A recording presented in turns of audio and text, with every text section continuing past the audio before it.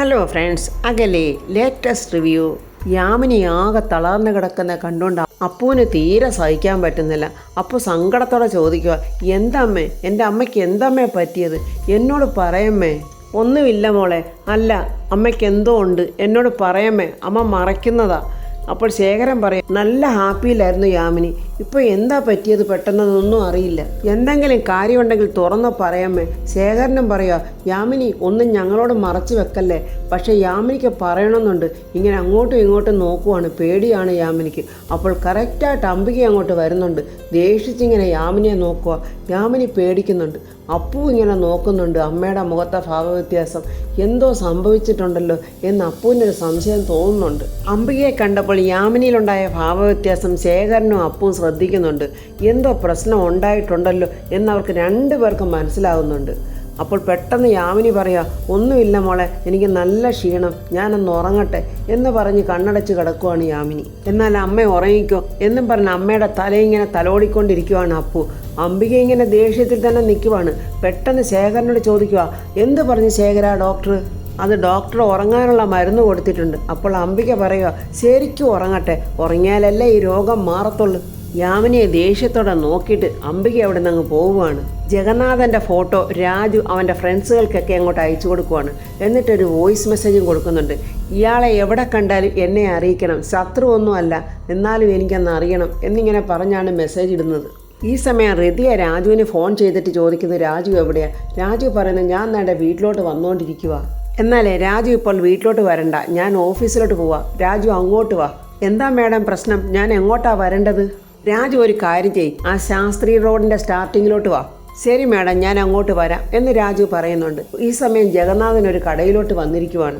ആ കടയിൽ വന്നിട്ട് ജഗന്നാഥൻ ചോദിക്കുന്നു, കുറഞ്ഞ വിലയിലുള്ള ഫോണുണ്ടോ? ആ കടക്കാരൻ പറയുന്നുണ്ട്, ഉണ്ടല്ലോ, എത്ര രൂപയുടെയാണ് വേണ്ടത്? എനിക്കൊരു 1000 രൂപയുടെ ഫോൺ വേണം. 1000 രൂപയുടെ മതിയോ? വേണ്ട, ഇതൊക്കെയാണ് 1000 രൂപയുടെ ഫോണുകൾ. ഈ സമയം ദീപക്കും സജിയും കൂടെ ജഗന്നാഥനെ അന്വേഷിച്ച് ഇങ്ങനെ ജീപ്പിൽ വന്നുകൊണ്ടിരിക്കുവാണ്. എടാ സജി, അങ്ങോട്ട് നോക്കിക്കേ, അത് അയാളല്ലേ എന്നിങ്ങനെ ദീപക്ക് പറയുവാണ്. സജി നോക്കുമ്പോൾ അത് ജഗന്നാഥനാണ്. ഈ സമയം ജഗന്നാഥൻ ആ ഫോൺ എടുത്തിട്ട് പറയുന്നു, ഈ ഫോൺ മതി എന്ന് സെലക്ട് ചെയ്യുവാണ്. എനിക്ക് സിം മൂടില്ലെന്ന് ഇട്ട് തരാമോ? പിന്നെന്താ, ഞാൻ ഇട്ട് തരാമല്ലോ എന്നാ കടക്കാരൻ പറയുന്നുണ്ട്. അങ്ങനെ ആ ഫോണിൽ സിമ്മൊക്കെ ഇട്ടുണ്ട് ജഗന്നാഥൻ ഇങ്ങനെ ആരെയോ ഫോണിൽ വിളിക്കാൻ ശ്രമിക്കുവാണ്. ദീപക്ക് പെട്ടെന്ന് സജിയോട് പറയാം, എടാ ഇതുപോലൊരു അവസരം നമുക്ക് കിട്ടിയെന്ന് വരില്ല, പെട്ടെന്ന് ഇയാളെ ഷൂട്ട് ചെയ്യണം എന്നും പറഞ്ഞ ഒരു കാറിൽ നിന്നിറങ്ങി ഇങ്ങനെ നിൽക്കുവാണ്. ജഗന്നാഥൻ ആ സമയത്ത് വിളിക്കുന്നത് നമ്മുടെ വേണുവേട്ടനെയാണ്. അങ്ങനെ ജഗന്നാഥൻ വേണുവേട്ടനെ വിളിക്കുന്നെങ്കിലും വേണുവേട്ടൻ ഫോൺ അറ്റൻഡ് ചെയ്തു, പക്ഷെ ഒന്നും കേൾക്കാൻ വയ്യ. പരസ്പരം അങ്ങോട്ടും ഇങ്ങോട്ടും ഹലോ പറയുന്നതല്ലാതെ ആർക്കും ഒന്നും കേൾക്കാൻ വയ്യ. ജഗന്നാഥൻ പറയുന്നുണ്ട്, അയ്യോ ഇവിടെ റേഞ്ചും ഇല്ലല്ലോ. അപ്പോൾ ദീപക്ക് പറയുക, ഞാൻ എൻ്റെ അമ്മയെ ഒന്ന് വിളിക്കട്ടെ, അമ്മയോട് പറയട്ടെ ഇക്കാര്യം എന്ത് ചെയ്യണമെന്ന് എന്നും പറഞ്ഞ് ദീപക്ക് അംബികയ്ക്ക് ഫോൺ ചെയ്യുന്നുണ്ട്. അമ്മയെ, ഞങ്ങൾ ആ ജഗന്നാഥനെ കണ്ടെത്തി, അയാളിപ്പോൾ ഇവിടുന്ന് മാറി നിൽക്കുക. എന്നാലും നീ ഒട്ടും നോക്കണ്ടേടാ, താമസിക്കാൻ വേണ്ട അമ്മേ, ഇത് ടൗണാണ്. അങ്ങനെ ഇവിടെ വെച്ച് അയാളെ പബ്ലിക്കായിട്ട് വെടിവെച്ച് കൊന്നാലേ ആളുകൾ കാണും, പിന്നെ എന്നെ പോലീസ് വിളിക്കും. എടാ നിൻ്റെ കൂടെ ആ ഗുണ്ടസജി ഉണ്ടോ? ഉണ്ട്. എന്നാൽ നീ ഒരു കാര്യം ചെയ്യും, ഈ ഫോൺ അവൻ്റെ കയ്യിലോട്ട് കൊടുക്ക്. അങ്ങനെ സജി ദീപക്കിൻ്റെ കയ്യിൽ നിന്ന് ഫോൺ വാങ്ങി അംബികയോട് സംസാരിക്കുവാണ്. അംബിക പറയുക, ഇതുപോലൊരു സമയം ഇനി നമുക്ക് കിട്ടിയെന്ന് വരില്ല, ഞാൻ നിൻ്റെ അക്കൗണ്ടിലൊക്കെ വേണ്ട പൈസ അയക്കാം. നീ ചോദിച്ച പൈസ തന്നെയാണ് ഞാൻ നിൻ്റെ അക്കൗണ്ടിൽ ഇടുന്നത്. നീ അവനെ ഷൂട്ട് ചെയ്തിട്ട് പെട്ടെന്ന് നീ വണ്ടി കയറി ബാംഗ്ലൂരിലോട്ട് പോയിക്കോ. ശരി മാഡം എന്ന് പറഞ്ഞിട്ട് ഫോൺ കട്ട് ചെയ്തിട്ട് സജി ജഗന്നാഥനെ ഷൂട്ട് ചെയ്യാനായിട്ട് ശ്രമിക്കുവാണ്. ഈ സമയം രാജുവും ഹൃതിയും കൂടെ ബൈക്കിൽ വന്ന് ജഗന്നാഥൻ്റെ അടുത്ത് ഇങ്ങനെ നിൽക്കുന്നുണ്ട്. അങ്ങോട്ട് തിരിഞ്ഞു നിന്ന് വേണുവേട്ടനെ ഫോൺ ചെയ്ത് നോക്കുവാണ് ജഗന്നാഥൻ. പക്ഷേ ഹൃതിയേയും രാജു അയാളെ കാണുന്നില്ല. രാജുവിനെയും ഹൃതിയേയും ദീപക്കും സജിയും കാണുന്നുണ്ട്. പെട്ടെന്ന് അവരിങ്ങനെ മറഞ്ഞു നിൽക്കുവാണ്. രാജു അപ്പോൾ ഹൃതിയോട് ചോദിക്കുന്നു, മേഡം മൊബൈൽ ഷോപ്പിൽ നിന്ന് എന്തോ വാങ്ങിക്കണമെന്ന് പറഞ്ഞില്ലേ? അതൊരു ചാർജറാ രാജു, എന്നാൽ മേഡം പോയി വാങ്ങിച്ചുകൊണ്ട് വാ എന്നിങ്ങനെ രാജു പറയുമ്പോൾ ഹൃതിക ആ മൊബൈൽ ഷോപ്പിലോട്ട് കയറി പോവുകയാണ്. ഹൃതിക ആ മൊബൈൽ കടയിൽ നിന്ന് ചാർജർ വാങ്ങിക്കൊണ്ട് നിൽക്കുവാണ്. ഈ സമയം ദീപക്കിൻ്റെ ഫോണിലോട്ട് വിളിക്കുന്നുണ്ട് അംബിക. എടാ എന്തായടാ, ഷൂട്ട് ചെയ്തോടാ അവനെ? ഇല്ലമ്മേ, നാശം പിടിക്കാനായിട്ട്. ആ സമയം നോക്കിയാൽ രാജുവും ഹൃതിയും കൂടെ അവൻ്റെ അടുത്ത് വന്ന് ചാടി. എടാ എന്നിട്ട് അവർ തമ്മിൽ കണ്ടോ? അവർ സംസാരിക്കുന്നുണ്ടോ? ഇല്ലമ്മേ. എടാ ഇനി ഒരു നിമിഷം പോലും പാഴാക്കരുത്, നീ പെട്ടെന്ന് അവനോട് ഷൂട്ട് ചെയ്യാൻ പറ, അല്ലെങ്കിൽ പണി പാടും എന്നിങ്ങനെ അംബിക പറയുവാണ്. അപ്പോൾ സജി പെട്ടെന്ന് ആ ജഗന്നാഥനെ നോക്കി ഇങ്ങനെ ഷൂട്ട് ചെയ്യാൻ ഒരുങ്ങുവാണ്. രാജു ആ സമയത്ത് നോക്കുമ്പോൾ ആ ഗുണ്ടാ സജിയെ പെട്ടെന്ന് രാജു കാണുന്നുണ്ട്. ഇത് അവനല്ലേ, സൂര്യമംഗലത്ത് വന്നവൻ? ഡാ എന്നും പറഞ്ഞ് രാജു അവൻ്റെ പുറകിന് ഓടുവാണ്. രാജുവിനെ കണ്ടുകൊണ്ട് അവനും ഓടുവാണ്. ഈ സമയത്ത് ദീപക് രാജുവിൻ്റെ കണ്ണിൽ പെടാതെ ഒളിച്ച് മാറുന്നുണ്ട്. രാജുവാണെങ്കിൽ സജിയുടെ പുറകിന് ഓടുവാണ്. രാജുവിനെ തള്ളി മാറ്റിയിട്ട് സജി ഓടുകയാണ്. ഈ സമയം മൊബൈൽ ഷോപ്പിൽ നിന്ന് ഇറങ്ങി വരുന്ന ഋതിക കാണുന്നുണ്ട് ഇങ്ങനെ രാജു സജിയുടെ പുറകിന് ഓടുന്നത്. ദീപക്കാണെങ്കിൽ ഉദ്ദേശകാര്യം നടക്കാത്തതിൻ്റെ ദേഷ്യത്തോടെ അവനങ്ങ് പോവുകയാണ്. സജിയുടെ പുറകെ പോകുന്ന രാജുവിനെ ഋതിക വിളിക്കുന്നുണ്ട്. രാജു നിൽക്കവിടെ. ഈ സമയം രാജു സജിയെ പിടിച്ചിട്ട് അവിടെ തല്ലി ചതയ്ക്കുവാണ്. അപ്പോൾ പോലീസ് ജീപ്പ് അങ്ങോട്ട് വരുന്നുണ്ട്. സജിയെ പിടിച്ച് എഴുന്നേൽപ്പിച്ചിട്ട് പോലീസുകാർ പറയുന്നു, ആരാടാ നീ, ആരുടെ കൊട്ടേഷനാടാ നീ എന്നൊക്കെയാ പോലീസുകാർ ചോദിക്കുന്നുണ്ട്. ഇവനാ ഗുണ്ടാ സജിയല്ലേ? അപ്പോൾ എസ് ഐ ചോദിക്കും, ആരെ കൊല്ലാനാടാ നീ കൊട്ടേഷൻ എടുത്തത്? ഒന്നും മിണ്ടാ നിൽക്കുന്ന സജിയുടെ കരണം അടിച്ച് പൊളിക്കുന്നുണ്ട് എസ് ഐ. പറയടാ, ആരെ കൊല്ലാനാടാ നീ കൊട്ടേഷൻ എടുത്തത്? ആര് പറഞ്ഞിട്ടാടാ? അപ്പോഴാ ഗുണ്ടാ സജി പറയാം, ദാണ്ട് ഇവനെ, ഈ രാജുവിനെ. അവനങ്ങനെ പറഞ്ഞത് കേട്ട് രാജു ഇങ്ങനെ ഞെട്ടിത്തെറിച്ച് നിൽക്കുവാണ്. അപ്പോൾ അവൻ്റെ കരണം പോച്ചടിച്ചുകൊണ്ട് എസ് ഐ ചോദിക്കുന്നു, പറയടാ, ആരുടെ കൊട്ടേഷനാണെന്ന് പറയടാ. അപ്പോൾ സജി പറയാം, ആരുടെയും കൊട്ടേഷനൊന്നും അല്ല. ശരിക്കും സജിക്ക് തല്ല് കിട്ടുന്നുണ്ട്. അപ്പോഴും അവനൊന്നും പറയുന്നില്ല. അപ്പോഴിവൻ നേരെ ചൊവ്വേ ചോദിച്ചാൽ ഇവൻ പറയില്ല. നടക്കടാ ഇങ്ങോട്ട് എന്നും പറഞ്ഞ് പിടിച്ച് വലിച്ച് അവനെ ജീപ്പിൽ കയറ്റി കൊണ്ടുപോവാണ്. ഈ സമയം ഋതു രാജു എന്നും പറഞ്ഞ് കരഞ്ഞുകൊണ്ട് ഓടി വന്ന് രാജുവിനെ അവൻ കെട്ടിപ്പിടിച്ച് കരയുവാണ്. രാജുവും ഋതികയെ ചേർത്ത് പിടിച്ചിട്ട് കരയല്ലേ മേഡം, കരയല്ലേ എന്നൊക്കെ പറഞ്ഞ് ആശ്വസിപ്പിക്കുന്നുണ്ട്. ഈ സമയത്ത് കൊള്ളപ്പലിശക്കാരി രുക്മിണി അവളുടെ മോൾ ആ തലതെറിച്ച രമ്യയും കൊണ്ട് ഒരു ജോത്സ്യനെ കാണാനായിട്ട് വന്നിരിക്കുവാണ്. ചിലതൊക്കെ ഞാൻ തുറന്നു പറയുന്നതിൽ വിരോധമൊന്നും ഇല്ലല്ലോ എന്നിങ്ങനെ ജോത്സ്യർ പറയുമ്പോൾ എല്ലാം തുറന്നു പറഞ്ഞോളൂ ജോത്സ്യരെ എന്ന് രുക്മിണിയും പറയുന്നുണ്ട്. പിന്നെ ഞാൻ പൈസ കൊടുത്തിട്ട് പിന്നെ ഇയാളുടെ മോന്ത കാണാനാണോ വന്നിരിക്കുന്നത് എന്നിങ്ങനെ രുക്മിണി മനസ്സിൽ പറയുവാണ് ജോത്സ്യരെക്കുറിച്ച്. നീചരാശിയിലാണ് ഈ കുട്ടിയുടെ ജനനം. ബുധദശയിലാണ് ശുക്രന്റെ ഭാരമുണ്ട്. പുളികന്റെ നോട്ടം വ്യാഴത്തിൽ നിന്നായതുകൊണ്ട് 25 വയസ്സ് വരെ ഈ കുട്ടിക്ക് കഷ്ടകാലം തന്നെയാണ്. ജോത്സ്യരങ്ങനെ പറയുമ്പോൾ ദേഷ്യത്തോടെ ഇങ്ങനെ ഇരിക്കുവാണ് രമ്യ. അപ്പോൾ ജോത്സ്യര് മനസ്സിൽ പറയാ, മുഖം കണ്ടാലറിയാം മൂശാട്ട, അഹങ്കാരത്തിന് കൈയും കാലും വെച്ച സന്തതി. ഈ സമയത്ത് മനസ്സിന് സുഖകരമല്ലാത്ത നിറയെ വിഷയങ്ങൾ ഈ കുട്ടിക്ക് വരാൻ സാധ്യതയുണ്ട്. അതൊക്കെ വന്നു കഴിഞ്ഞ് ജോത്സ്യരെ, ഇതിനൊരു പരിഹാരം കാണാൻ വേണ്ടിയാണ് ഞാൻ ഇവളെയും കൊണ്ട് ഇങ്ങോട്ട് വന്നത് എന്ന് രുക്മിണി പറയുവാണ്. അപ്പോൾ ജോത്സ്യര് കബഡിയൊക്കെ നിരത്തി നോക്കിയിട്ട് പറയുക, ശനിദോഷമാണ് കാണുന്നത്. അതുകൊണ്ട് നിർബന്ധമായും കുംഭകോണത്ത് പോയി പ്രാർത്ഥിച്ച് വഴിപാടുകൾ നടത്തിക്കണം. കാളഹസ്തിയിൽ പോകുന്നതും വളരെ നല്ലത് തന്നെയാണ്. ഇത് പോരാഞ്ഞിട്ട് സർവൈശ്വര പൂജയും ഒരു നാൾ നീണ്ടു നിൽക്കുന്ന ഗണപതി ഹോമവും നടത്തണം. അത് കേട്ടിട്ട് രുക്മിണി പറയാം, അയ്യോ ഇതിനൊക്കെ വലിയ ചിലവല്ലേ ജോത്സ്യരെ? പിന്നെ ചിലവില്ലാതെ പിന്നെ ഓസിന് ദൈവത്തെ സ്വാധീനിക്കാമെന്ന് കരുതിയോ? നിങ്ങൾക്ക് സൗകര്യം ഉണ്ടെങ്കിൽ നടത്തിയാൽ മതി. ഞാൻ പറയാനുള്ളതൊക്കെ പറഞ്ഞു. അങ്ങനെ ജോത്സ്യരുടെ അടുത്ത് പോയിട്ട് രുക്മിണിയും രമ്യയും കൂടെ നടന്നു വരിക. ഇതിനൊക്കെ ഇത്രയും ചിലവ് വരുമെന്ന് ഞാൻ കരുതിയില്ല മോളെ എന്നിങ്ങനെ രുക്മിണി പറയുക രമ്യയോട്. അയ്യോ എൻ്റെ അമ്മേ, ആ ജന്തുവിനെ എവിടെ നിന്ന് കിട്ടി അമ്മയ്ക്ക്? എടി മോളെ, പണ്ട് എൻ്റെ നിന്ന് പലിശയ്ക്ക് വാങ്ങിക്കുന്നതായിരുന്നു ഈ ജോത്സ്യർ. അമ്മയോട് ഞാനൊരു കാര്യം പറഞ്ഞേക്കാം, ഇനി മേലാൽ എന്നെ വിളിച്ചുകൊണ്ട് കണ്ട മന്ത്രവാദിയുടെ അടുത്തും ജോത്സ്യൻ്റെ അടുത്തും കൊണ്ടുപോകാൻ വിളിച്ചേക്കരുത്. പറഞ്ഞു കേട്ടല്ലോ. പിന്നെ എനിക്കൊരു ലക്ഷ്യമുണ്ട്, രാജുവായിട്ടുള്ള എൻ്റെ ജീവിതം. അത് ഞാൻ നടപ്പിലാക്കുക തന്നെ ചെയ്യും എന്ന് പറഞ്ഞിട്ട് രമ്യ അവിടെ നിന്ന് നടന്നു പോവുകയാണ്. നാശം പിടിച്ചവള്. ഇവള് കുംഭകോണത്തല്ല, കൈലാസത്തിൽ കൊണ്ടുപോയി വഴിപാട് നടത്തിയാലും ഇവള് മാറാൻ പോകുന്നില്ല എന്ന് രുക്മിണി ഇങ്ങനെ ദേഷിച്ച് പറയുവാണ്. എന്നിട്ട് രുക്മിണി ഹരീഷിനെ ഫോൺ ചെയ്ത് വിളിച്ചിട്ട് പറയുന്നു, എടാ മോനെ, ഞാനൊരു ജോത്സ്യരെ വിളിച്ചു വരുത്തി രമ്യയുടെ ജാതകം നോക്കി.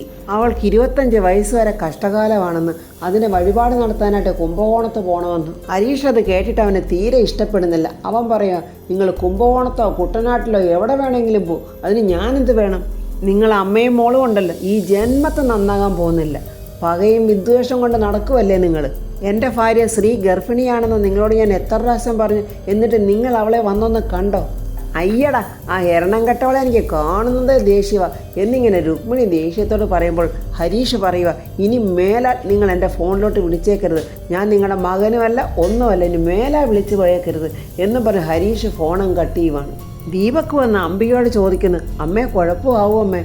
ഒന്നും ആകില്ലടാ, നീ പേടിക്കാതിരിക്കടാ. അതല്ലമ്മേ, കേരള പോലീസ് മണ്ടന്മാരൊന്നുമല്ല, അവരവരുടേതായ വഴിക്ക് ചിന്തിക്കും. അവസാനം അന്വേഷണം മാറി മറിഞ്ഞ് നമ്മുടെ നേർക്കെങ്ങാനും വരുമോ അമ്മേ? എടാ അങ്ങനെയൊന്നും ഉണ്ടാവില്ലടാ. ആ ഗുണ്ടസജിയെ എൻ്റെയോ നിൻ്റെയോ പേര് പറഞ്ഞിരുന്നെങ്കിൽ പോലീസുകാരിപ്പം എപ്പോഴേ പാഞ്ഞിവിടെ എത്തിയാനേ. അത് ശരിയാ, ഏതായാലും അവൻ മാറ്റർ മാറ്റി പറഞ്ഞത് കാര്യമായി, അല്ലെങ്കിൽ നമ്മൾ കുഴഞ്ഞേനെ. അപ്പോൾ അംബിക പറയാം, പ്രതാപൻ എല്ലാം അറിഞ്ഞിട്ടുണ്ട്, അവൻ ചെന്നൈയിൽ നിന്നും ഫ്ലൈറ്റ് കയറിയിട്ടുണ്ട്. അയ്യോ കുഴപ്പമാവും അമ്മേ എന്നിങ്ങനെ ദീപക് ചോദിക്കുമ്പോൾ, എടാ മോനെ, ഈ അംബിക ഈ അംഗം തുടങ്ങിയിട്ട് കാലം കുറയായി. ശക്തി കൊണ്ടും ബുദ്ധി കൊണ്ടുമായി എൻ്റെ അംഗം. തോൽക്കില്ല എന്ന അടിയുറച്ച എൻ്റെ ആത്മവിശ്വാസം. നീ ധൈര്യമായിട്ടിരിക്കടാ. പോലീസ് സ്റ്റേഷനിൽ കൊണ്ടുപോയി SI അവനെ എത്രത്തോളം ചോദിച്ചിട്ടും സജി ഒന്നും പറയുന്നില്ല. ശരിക്കും അടിയും കൊടുക്കുന്നുണ്ട്. ആ സമയത്ത് നമ്മുടെ പ്രതാപൻ അങ്ങോട്ട് വരുന്നുണ്ട്. പ്രതാപൻ വന്നിട്ട് ചോദിക്കുന്നു, രാജുവിനെ കൊല്ലാൻ കൊട്ടേഷൻ കൊടുത്തത് ആരാ? ഇവനെ ആരാ വിട്ടത്? പറയടാ, സത്യം പറയടാ, ആര് പറഞ്ഞിട്ടടാ നീ എൻ്റെ മരുമകനെ കൊല്ലാനൊരുങ്ങിയത് എന്നൊക്കെ പ്രതാപൻ ചോദിക്കുമ്പോൾ അവൻ പറയുക, ആരും പറഞ്ഞിട്ടില്ല, ഇതെൻ്റെ സ്വന്തമായ വ്യക്തിവൈരാഗ്യമാണ്. അതുകൊണ്ടാണ് ഞാൻ രാജുവിനെ കൊല്ലാനൊരുങ്ങിയത്. ഇത് ഞാൻ വിശ്വസിക്കത്തില്ല, ഇതിൻ്റെ പുറകിൽ ആരോ ഉണ്ട് എന്നൊക്കെ പ്രതാപൻ പറയുന്നുണ്ട്. ആരാണ് ഇതിൻ്റെ പിന്നിലെന്നറിഞ്ഞാൽ എൻ്റെ കൈകൊണ്ടായിരിക്കും അവൻ്റെ അന്ത്യം. സത്യം പറയിപ്പിക്കണം എന്ന് SIയോട് പറയുവാണ്. നാളെ നേരം വെളുക്കുന്നതിന് മുമ്പ് ഇവനെ കൊണ്ട് സത്യം പറയിപ്പിച്ചിരിക്കണം എന്നൊക്കെ പ്രതാപൻ പോലീസിനോട് പറയുമ്പോൾ SI പറയുവാണ്, ഇന്ന് രാത്രി കൊണ്ട് ഞാൻ പറയിപ്പിക്കാം സാറേ, നാളെ നേരം വെളുക്കുന്ന എന്തിനാ, അതിനു മുമ്പ് ഇവൻ പറഞ്ഞിരിക്കും. അപ്പോൾ ശരിയെന്നും പറഞ്ഞ് പ്രതാപൻ പോവുകയാണ്. പ്രതാപൻ പോകുമ്പം തന്നെ സജിക്ക് അടി ആരംഭിച്ചു കഴിഞ്ഞ്. അവൻ നേരം വിളക്കുന്നതിന് മുമ്പേ സത്യമെല്ലാം തുറന്ന് പറയുമെന്നും തോന്നുന്നു. ശേഖരൻ രാജുവിനോടും ഹൃതിയോടും പറയാം, ഇതിലെന്തോ ഒരു ദുരൂഹതയുണ്ടല്ലോ. ഈ ഗുണ്ടകളെയൊക്കെ ഇറക്കിയത് ആരായിരിക്കും? ഇതൊരു കൊട്ടേഷൻ അല്ലേ? ആരായിരിക്കും കൊട്ടേഷൻ നൽകിയത്? അതൊന്നും നമുക്കറിയില്ലല്ലോ സാറേ എന്നിങ്ങനെ രാജു പറയുന്നുണ്ട്. അത് രാജു, പോലീസ് പിടികൂടിയ ആ ഗുണ്ട തന്നെയല്ലേ അന്ന് സൂര്യമംഗലത്തും കയറിയത് എന്നിങ്ങനെ ശേഖരൻ ചോദിക്കുമ്പോൾ രാജു പറയുന്നു, അതെ, അവൻ തന്നെയാണ്. അത് കേട്ടോണ്ട് അങ്ങോട്ട് വരുന്നുണ്ട് അംബികയും ദീപക്കും. അംബിക എന്നിട്ട് പറയുക, അവനിനി തൽക്കാലം രക്ഷപ്പെടാൻ വേണ്ടി ഒരു നുണ പറഞ്ഞതാണെങ്കിലോ? അപ്പോൾ ശേഖരൻ ചോദിക്കുക, അതിന് അവനെന്തിനാ നുണ പറയുന്നത് എന്ന് ശേഖരൻ ചോദിക്കുമ്പോൾ അംബിക വീണ്ടും പറയുക, അതവൻ വേറെ വല്ലരെയും നോക്കി ലക്ഷ്യമിട്ടതാണെങ്കിലോ? എന്തോ ഒരു മണ്ടത്തരോ ചേച്ചി പറയുന്നത്. അങ്ങനെയാണെങ്കിൽ അവൻ്റെ പേര് അവനങ്ങ് പറഞ്ഞുകൂടെ എന്ന് പറയുമ്പോൾ അംബിക പറയാം, അത് ശരിയാ. ഇതൊക്കെ കേട്ടോണ്ടിരുന്ന യാമിനി പെട്ടെന്ന് ശേഖരൻ്റെ കൈക്ക് പിടിച്ച് ഇങ്ങനെ വേണ്ട എന്നുള്ള ഭാവത്തിൽ തൊടുന്നുണ്ട്. ഇത് അംബിക ഇങ്ങനെ നോക്കിയിട്ട് ദേഷ്യത്തോടെ നോക്കുവാണ്. യാമിനി അപ്പോൾ ഫൈന് കുനിഞ്ഞിരിക്കുവാണ്. അംബിക പറയുക, രാജുവിന് നമുക്കറിയാത്ത കുറേ ശത്രുക്കൾ ആരെങ്കിലും കണ്ടേക്കും. അതിന് ചേച്ചി, രാജുവിനുള്ള ആകെയുള്ള ശത്രുക്കൾ ഇതിനകത്തുള്ളവരാ. അപ്പോൾ അംബിക ചോദിക്കുക, അതെന്താടാ നീ അങ്ങനെ പറഞ്ഞത്? നീ ചില മുള്ളും മുനയൊക്കെ വെച്ച് പറയുന്നത്. ഞാൻ പറയുന്ന സത്യമാണ് ചേച്ചി, അത് പറയുമ്പോൾ ചിലർക്ക് പിടിച്ചില്ലെന്ന് വരും. അപ്പോൾ പ്രതാപൻ അങ്ങോട്ട് വരുന്നുണ്ട്. അംബിക പെട്ടെന്ന് പ്രതാപനോട് ചോദിക്കുക, പ്രതാപ, നീ വിവരങ്ങളൊക്കെ അറിഞ്ഞു? ആ, ഞാൻ അറിഞ്ഞു. ഞാൻ പോലീസ് സ്റ്റേഷനിൽ ചെന്ന് ആ ക്രിമിനലെ കണ്ട് ചോദ്യം ചെയ്യുകയും ചെയ്തിട്ടാണ് വന്നത്. പക്ഷേ അവൻ വിവരങ്ങളൊന്നും തുറന്ന് പറയുന്നില്ല. രാജുവിനെ കൊല്ലാൻ കൊട്ടേഷൻ കൊടുത്തത് ആരാണെന്ന് എനിക്ക് അറിയണം. എനിക്കത് അറിഞ്ഞേ പറ്റൂ.